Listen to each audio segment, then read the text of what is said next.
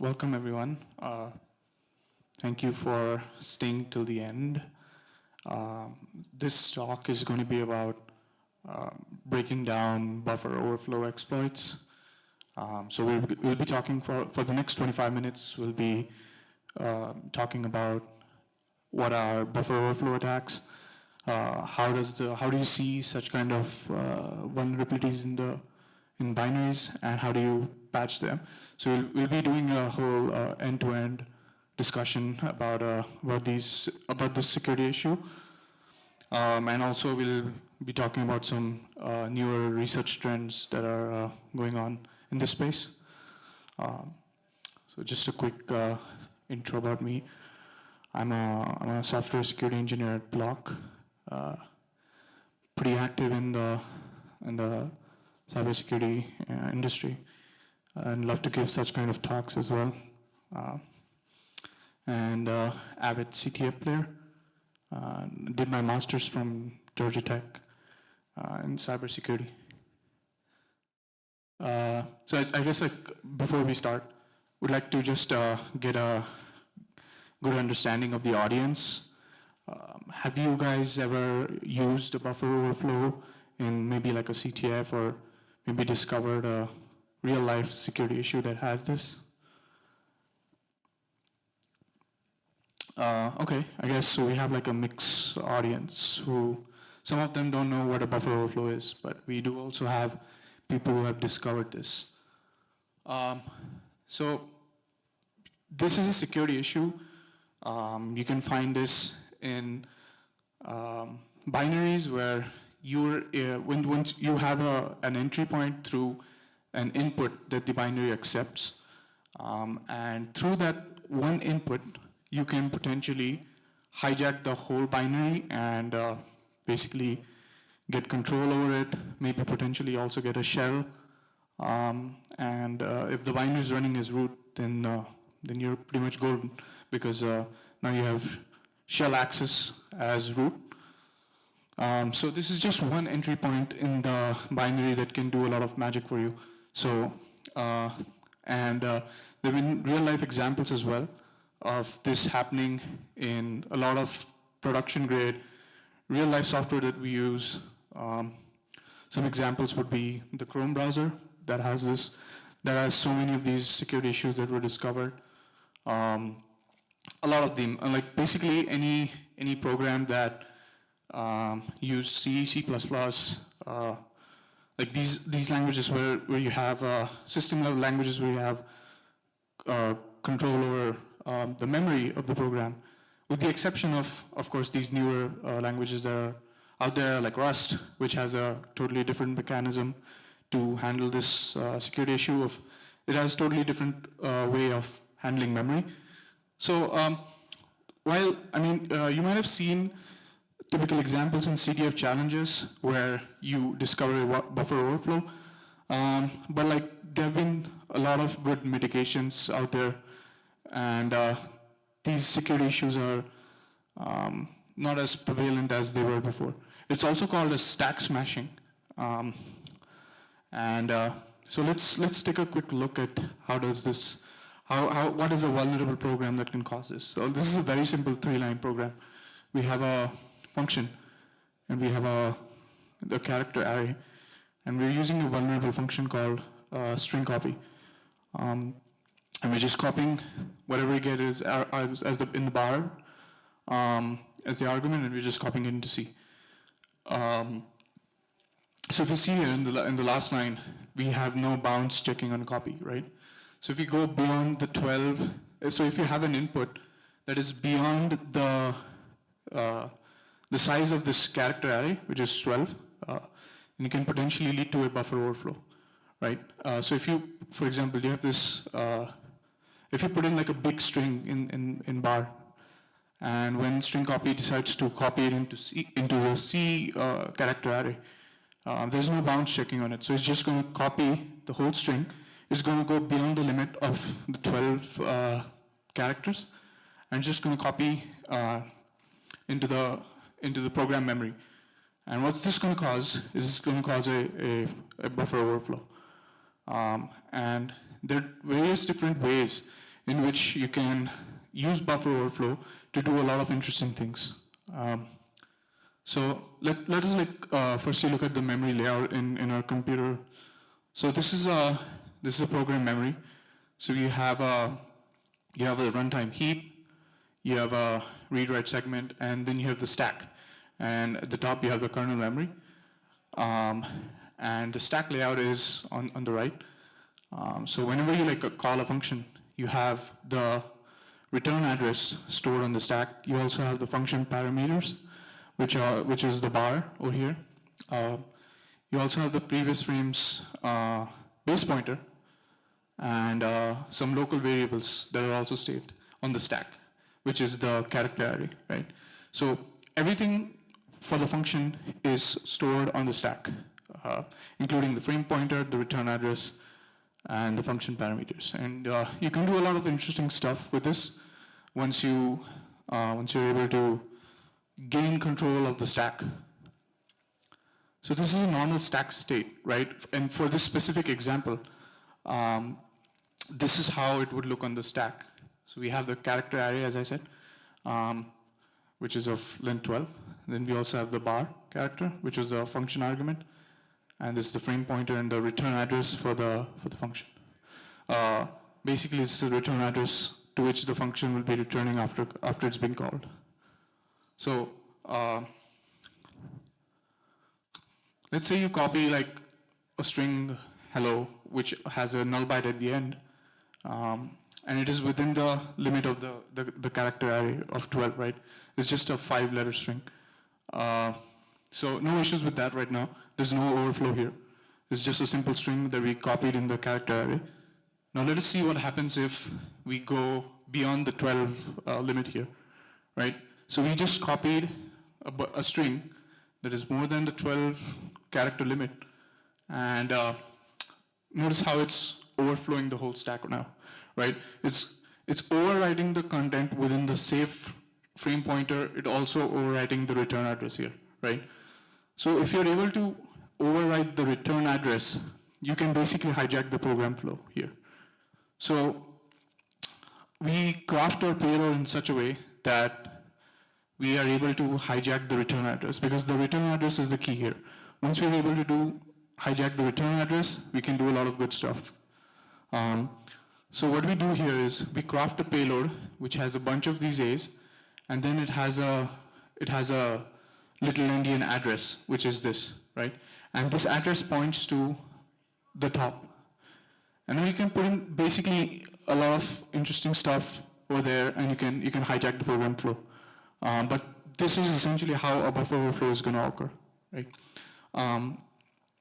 Now, what can you do once you have this capability to, override the return address? You can do multiple things. You can do a return to libc attack. You can also use ROP chains to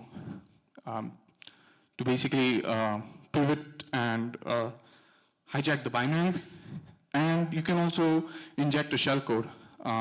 But this is, we're going to cover all of these scenarios and in which situations you'll be using which of these attack methods.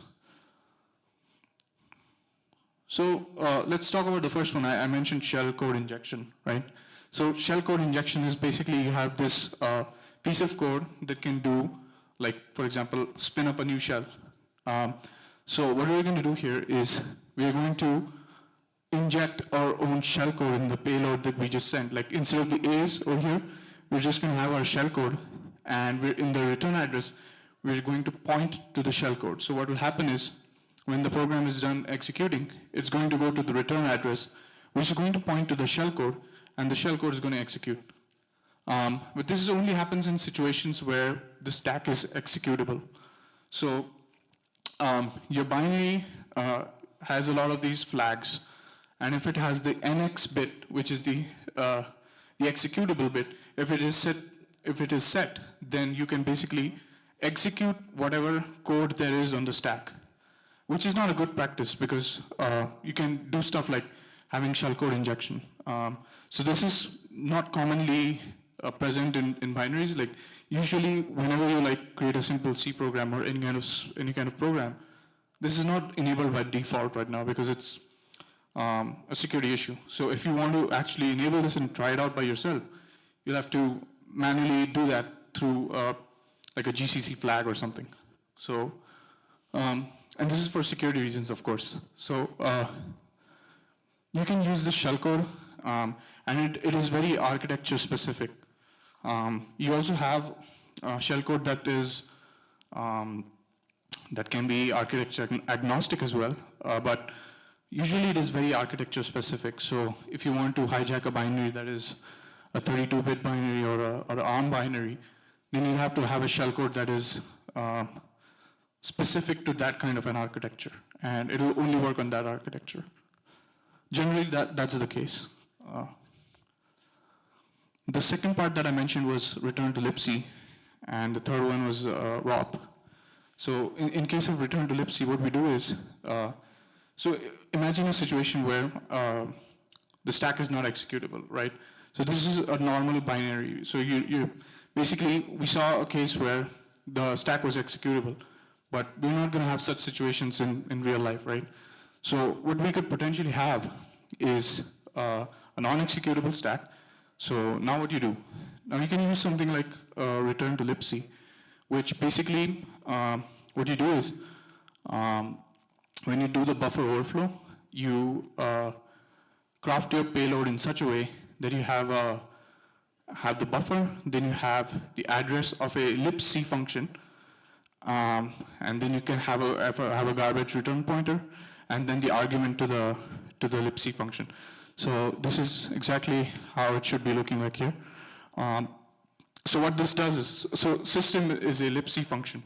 So if you're able to get the address of system within the binary, you can just place the address over there so that it aligns with EBP, and then you can use the bin_sh argument to the system function, which is a libc function. And once this is called, you can basically get shell access through the binary. Now, this can be a case where like a binary is remotely hosted, and you're able to like use netcat or like maybe through a socket get access to the binary, and you can like remotely provide your payload, and basically you just get shell access to this. The third issue, the third attack that we have here is called return-oriented programming. And this is an attack of its own league. I mean, there's been so much research going on with this. So this is a very interesting kind of trick that security researchers use. You basically, what you do is you have a set of curated instructions that you use to entirely hijack the program flow and basically execute any kind of function that you want, right? That function could be within libc, or maybe that could be just a program function. You can basically do a lot of these things. And a fun fact is that return-oriented programming is actually Turing complete. So you can basically use this as a full-fledged programming language. You can do a lot of like things like basically just getting shell, or maybe if you want to have a reverse shell, or basic, since it's literally acting like a programming language, you can do a lot of things with it. So the way this works is, you, instead of the libc address that we saw here, system, you just pick, and the limitation here is that if you see, we add a fake return pointer here. So what's going to happen here is, once you call the system function, once you have the shell, and if you try to kill the shell, it's going to crash the program because it's going to go to a fake return pointer. So it doesn't know what to do once the system function is done executing. So what in case of return-oriented programming, what you can do is you can have the program to continue executing stuff on behalf of you. So it's basically what's going to do is it's going to execute a function, then it's going to return back to the program, it's going to execute another function, and you can basically just do anything with it now. And we use these thing called ROP gadgets for this. which are just instructions within the binary that have this format, where it is a pop instruction, and then there's a return instruction after that. Usually that's the way that you find these gadgets and align those addresses to the when you're like crafting your payload, you use this. And the reason why you have this pop, why this works, is because whenever you execute a system call, you are expected to have the arguments within the registers. So the first argument is, I believe, in RDX or EDX in case of 64-bit. And once you do that, once you have the right arguments in the right registers, you can just call the system call and basically just do anything with this. These are some examples of real vulnerabilities that were found recent, and all of these are recent, like pretty recent, you can say. So there was a heap buffer overflow that was found in Chrome's WebP image library. There was also one in curl, as well as in libc, glibc, which is the GNU version of the C library.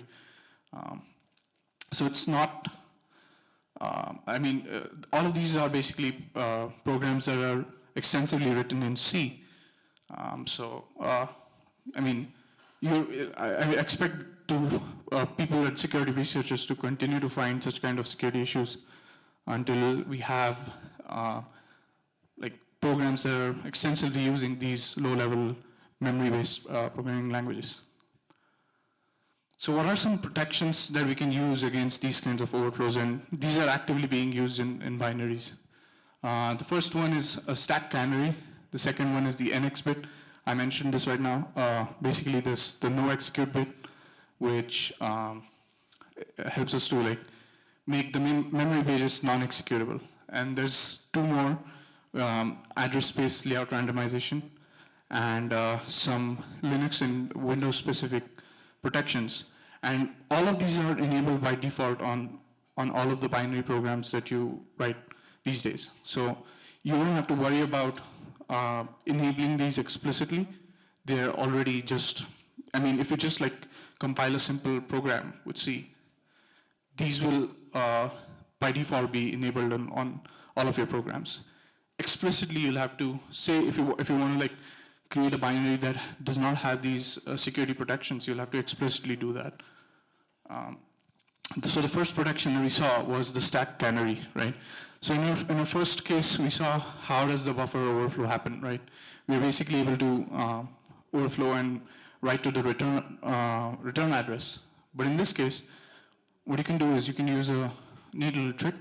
You can use a canary, which is essentially just a random private value that you put in before the return address.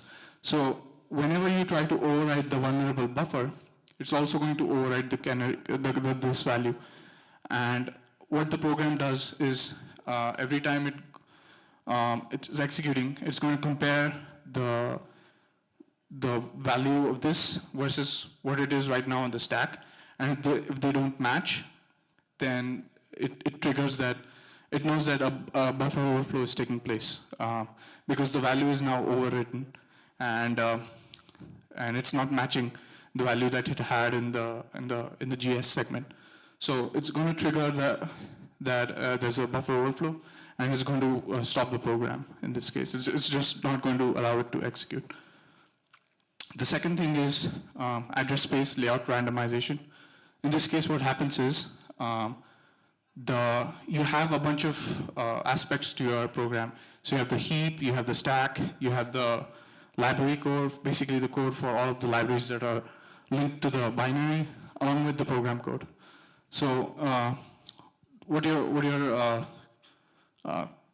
system does is it basically just randomizes the base address of the program every time you execute the binary. And the benefit of this is it protects against the return-oriented programming issue that we talked about. Because for that to work, you need to know the address of the library function that you're trying to execute.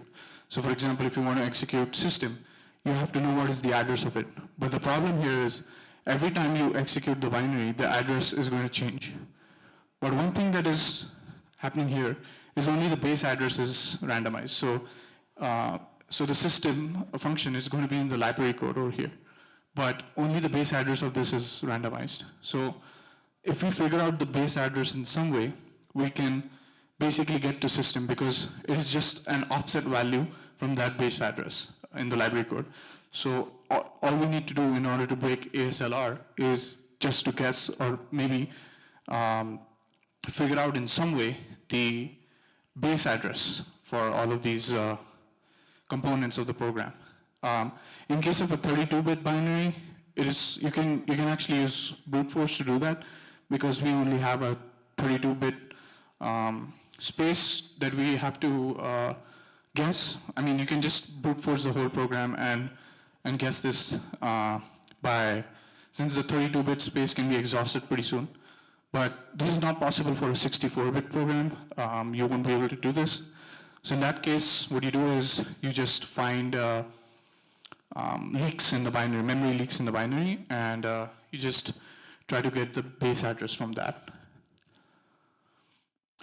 So these are the two things that attackers' techniques that we talked about already.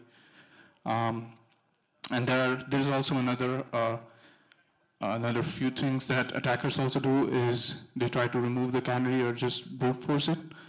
And there's another trick called heap spring that's also pretty popular. There are some recent advancements in exploitation that were here. I mean, in specifically like protecting against these kind of security issues. And a lot of them are actually on the hardware side. Like if you see, we have these hardware shadow stacks, which are essentially the hardware maintains a new copy of the stack, which is the shadow stack, and if it doesn't align with the actual stack, it's going to complain, and it's like basically just going to protect the returns. Then we also have this pointer authentication that was launched by ARM, which basically just signs the pointer address, and once you sign that using like a cryptographic signature, you can just make sure that it's not tampered with. And of course, the last thing is to use memory-safe languages like Rust and Go. Rust is pretty good at tackling all of these issues because it uses a totally different way for memory management. It uses a concept of ownership to make sure that like these heap or like overflow attacks don't happen, and its compiler is pretty picky about like detecting all of this stuff and make sure that it doesn't compile if it notices any like memory issues within the program. So what are some of the things that you can do here to fix this? You can obviously like patch your code, or you can use this defensive depth, which is already done for you by the computer, where like it automatically enables these protection mechanisms like canaries, ASLRs, and all those other things. And the third thing that you can do is use memory-safe languages. So if you're considering using C, try to replace it with something like Rust. And finally, as I guess every security team would suggest, keep your software up to date because there are a lot of these security issues roaming out in the wild. But so once you have your systems and software is updated, you can like have it protected against these security issues. And yeah, I guess we're on time. We just have about a minute. And if you want to grab a copy of this presentation, I know the presentation was a bit text heavy, but that's actually for you guys to refer to the presentation once this is done. So you can just, if you've like forgot about some things and you want to refer back, you can refer back to the text. So you can use this QR code or just go to the URL to get the slides.